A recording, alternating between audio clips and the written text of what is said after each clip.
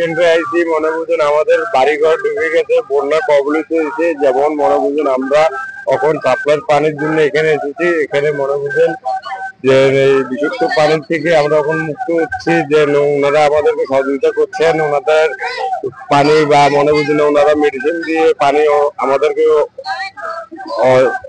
দিচ্ছেন। ওনারা আমাদেরকে সবাইকে সহযোগিতা করছেন, বা আমরা মনে বুঝুন ওনাদের কাছ থেকে যে সহযোগিতা পাইতেছি, যে আমাদের গরিব দুঃখীরা বা এই হাজার হাজার মানুষ কবলিত করেছে পানিতে। যে নোয়াখালী চৌমনি বেগমগঞ্জের মনে বুঝেন পাইলট উচ্চ বিদ্যালয় পানি নাই, পানি খুবই অপরিষ্কার, অনেক বাচ্চা অসুস্থ হয়ে গেছে।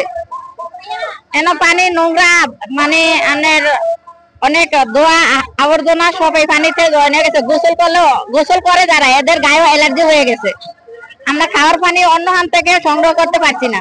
সাপ্লাই পানিতে ময়লা ঢুকে গেছে, আমরা সাপ্লাই পানি খাই বাসা বাড়িতে। এখন সাপ্লাই পানিও আসতেছে না, আমরা খাওয়ার পানি খুবই কষ্টকর। যেটা দিতেছে সেটাতে আমাদের হইতেছে না। সেবা দিতে এসেছিলাম নিরাপদ পানি।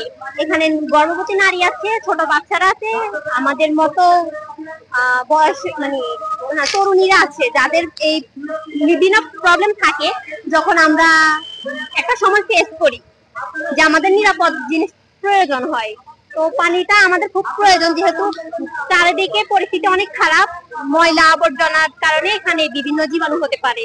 যেটা কারণে আমরা চাইতেছি যে নারীদেরকে এবং পাশাপাশি শিশু যারা আছেন, পুরুষ নারী সবাইকে একটু বিশুদ্ধ পানির মাধ্যমে সেবা করার জন্য।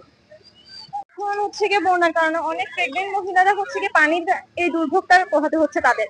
বিশেষভাবে প্রেগনেন্ট যারা আছে তারা, আর হচ্ছে গিয়ে একদম ছোট বাচ্চাদেরকে বন্যার কারণে বিশুদ্ধ পানির সবটা খুবই কম পরিমাণে পাওয়া যাচ্ছে। তাই আমরা এই রেস্টুরেন্টের পক্ষ থেকে আমরা ফিল্টারিং করে আমরা বিশুদ্ধ পানি দেওয়ার চেষ্টা করছি।